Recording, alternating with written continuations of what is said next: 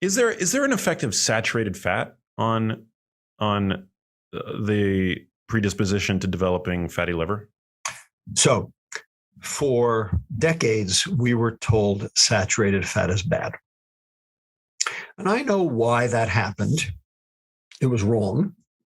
Okay, it was a mistake. And then, shall we say, the food industry got involved and made it even worse, and they propagandized it. So this is a whole story in and of itself, what happened to saturated fat and what its role in disease is. Okay. In 1955, President Eisenhower had a heart attack. And everybody was wondering why heart disease in America continued to increase, upward spiral. In the early 1900s, heart attacks were almost unheard of. By 1955, they were by far and away the leading cause of death. Okay, they had a rate of increase even faster than diabetes today. And everybody wanted to know why. Well, two camps came up during the 50s. The first camp was led by a British physiologist, nutritionist, physician by the name of John Yudkin.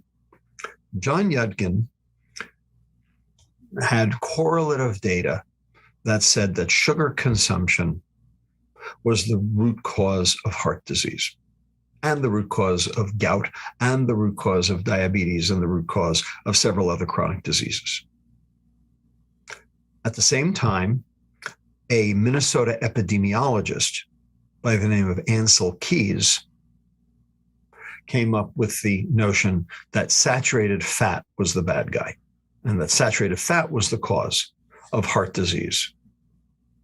He didn't even talk about diabetes, he just talked about heart disease. Now, Keys had spent, by the way, Keys was the inventor of the K ration during World War II. 12,000 calories in a little tin box that, soldiers could carry on into battle, and live on if they had to, if they got caught behind enemy lines. So he was kind of famous already, right? So people listened to him, he knew something about nutrition. In 1952, Keys did a sabbatical in London, and then he went to Poppi, Italy. And what he saw in London was a lot of people dying of heart disease. And he saw that they were eating fish and chips. So he thought saturated fat was bad. Then he went to Poppi, Italy, which is the home of the Mediterranean diet. And he saw that people were not eating, foods fried in oil, like fish and chips, and we're eating relatively little meat because there's not that much meat in the Mediterranean diet. Okay, there was more fish and there was more vegetables. And so between the two, he was convinced that saturated fat was the bad guy, and he was going to set out to prove it. So he did a study called the 7 Countries Study. And the 7 Countries Study was published initially in 1971, and then there was a bigger, book of it in 1980. The bottom line was the 7 Countries Study wasn't the 7 Countries Study. It was really the 22 Countries Study.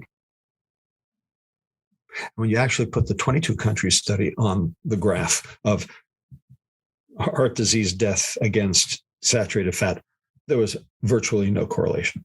Interesting. So he cherry-picked these 7 countries. He cherry-picked the 7 countries to make it look like there was an association. Wow. Now, these two guys, Keys and Yudkin, duked it out over the course of the 60s and 70s. Ultimately, Keys won and Yudkin was thrown under the bus. Now, why did Keys win? 3 things happened in the 1970s that, where Keys emerged the victor and Yudkin, was relegated to the dustbin of history. 3 things. First, Brown and Goldstein, scientists at UT Southwestern in Dallas, discovered this molecule called LDL. And they discovered the molecule, the receptor for it called the LDL receptor. And they showed that children with a disorder called familial hypercholesterolemia, where they had cholesterol levels up in the hundreds, 300, 400, 500. Okay. These kids died at age 18 of heart attacks. Mm. So they were convinced LDL was a bad guy. And I'm not here to tell you LDL is a good guy, but, they were sure LDL was the bad guy for this reason. Later on, other doctors, other scientists showed that LDL goes up when you eat dietary fat. And then finally, epidemiologic studies in the late 70s showed that LDL levels in large populations correlated with risk for heart disease. So if dietary fat's A and LDL is B and heart disease is C, what we learned was, well, A leads to B, B correlates with C. So A must lead to C. Therefore, no A, no C. Get rid of the dietary fat, lower your LDL levels, and heart disease will go away. And Keyes won. And Yudkin got thrown under the bus. And that was the last anybody had heard of John Yudkin. They even took his office away at University of London. Wow. Okay. He was completely discredited and truly relegated to the dustbin of history and died in ignominy in 1995. How ridiculous. Now, as it turns out, A does lead to B, and I don't argue that. Dietary fat raises your LDL. I don't disagree with that. And you know what? LDL levels do correlate with heart disease, but at a hazard risk ratio of 1.3, which is not very tight. That's not a robust effect, to say the least. In fact, the public health community says it has to be 1.3 or greater for us to even be worried about it. And it came in at 1.3. Doesn't it? I thought it had to be 2 or over. It has to be at least doubling. No, well, if you're going to do tobacco, yeah, that has to be 2 or over. 1.3 is something public health officials say, becomes a public health concern. 1.3. Bottom line, we have since learned that the logistics of that argument were just completely wrong. Yes, A can lead to B, can also lead to D, E, F, G, H, and I, never come back to C. And we also learned that the contrapositive of an argument is not no A, no C, it's no C, no A. So it didn't even make sense on logistical grounds. And then we learned about a different molecule, a different particle. We learned about triglycerides. And triglycerides, it turns out, have a hazard risk ratio for heart disease of 1.8, much higher than 1.3. Got it. And triglycerides are fat in the blood. They're fat in the blood. And where do they come from? They come from the liver. And what makes them? I just told you. Sugar. So it turned out that this whole dietary saturated fat story was wrong. It was wrong at several levels. But, that's what happens when you do science badly. The problem is millions of people died in the process of figuring it out. Saturated fat is complicated. First of all, there are 2 saturated fats. There's not one.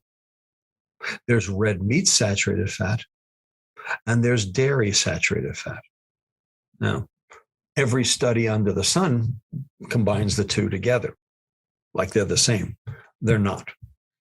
Red meat saturated fat are even chain fatty acids. Dairy saturated fat are odd chain fatty acids with a specific phospholipid signature that is completely different from the red meat. And it turns out that red meat saturated fat is neutral, cardiovascularly neutral for heart disease and diabetes. But dairy saturated fat is actually protective. Fascinating. Protective. All right. But we said dairy saturated fat was bad because it was saturated fat. So we got rid of the fat. We made skim milk. All right. But the skim milk tasted like dishwater. So what did we do? We had to make the milk palatable for children. We added the chocolate or the strawberry. So we took something out that was protective and added something that was dangerous. Duh. Okay. And then on top of that, what did we do with the saturated fat after we skimmed it off the milk? We made cheese. And the kids are still eating the cheese. Okay. So the dairy industry was delighted because they got two products out of one. They got to charge double. And they charge for the milk, they charge for the cheese. So is cheese cardiovascularly beneficial? No. It's basically, it's basically it's dairy fat. But it's a wash. It's a wash. There's other crap in it. It's a wash. It's not any better. It's not any worse. Got it. If it's a processed cheese, so there are some cheeses that are very commonly consumed in the Mediterranean, of course. Absolutely. French cheese is fantastic. Okay, but we're talking about U.S. government cheese here.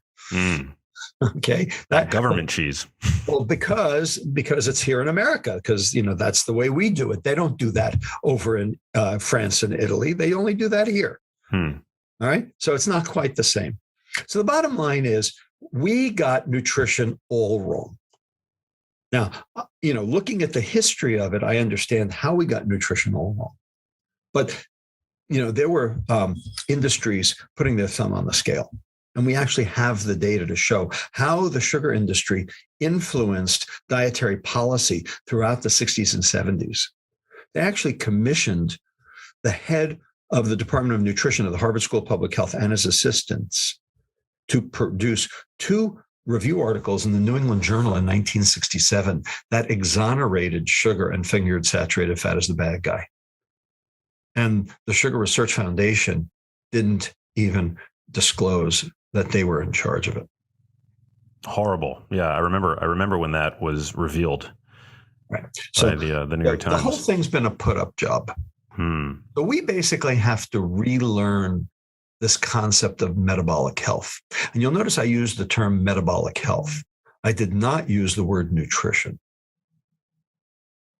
I'm trying to wipe the word nutrition off the face of the earth. Why is that? I'm trying to wipe 2 words off the face of the earth. Okay. I am the calorie killer. And I'm going to be the nutrition killer. Even though my diploma says nutrition and food science. Okay. It's wrong. So let's talk about the difference between those 3 terms. Food science is what happens to food between the ground and the mouth. Nutrition is what happens to food between the mouth and the cell. Metabolic health is what happens inside the cell. But it turns out all of the chronic diseases that we've been talking about all happen inside the cell. So metabolic health should be our North Star. And that's science. That's not nutrition, because nutrition is math. It's adding up a bunch of columns of, this nutrient or that nutrient. And yes, it meets RDA requirements or, whatever. Garbage. Total, complete BS. That's what went wrong. This notion that you could actually add up columns of figures and figure out what was going on. This is very reductionist. Well, metabolic health can be reductionist too. So I don't want to, I'm a reductionist. Okay. But I'm a reductionist with some science. It's a little bit different. All right. And that's the point, is that metabolic health is really where the action is. And you need to understand the biochemical mechanisms. You need to understand what the cells are doing. You need to understand the subcellular pathologies that are going wrong in chronic metabolic disease in order to be able to reverse it. Now, people think type 2 diabetes, hypertension, dyslipidemia, cardiovascular disease, cancer, dementia, fatty liver disease, polycystic ovarian disease. They think those are diseases. Wrong. They are symptoms of disease. They're what we see outwardly, but they are symptoms of disease. The high LDL, that's the symptom of a problem. The high blood pressure, that's a symptom of the problem. It's not the problem itself. It's a symptom of the problem.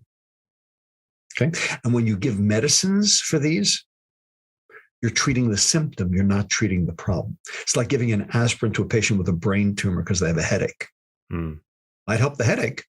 Won't do a damn thing for the brain tumor. Brain tumor's still there. Still going to kill you. And that's the point. All of these statins and oral hypoglycemic agents and antihypertensives, et cetera, okay, they're treating the symptom of the disease, not the disease. Makes the doctor feel like he's doing something. But to be honest with you, he's doing nothing.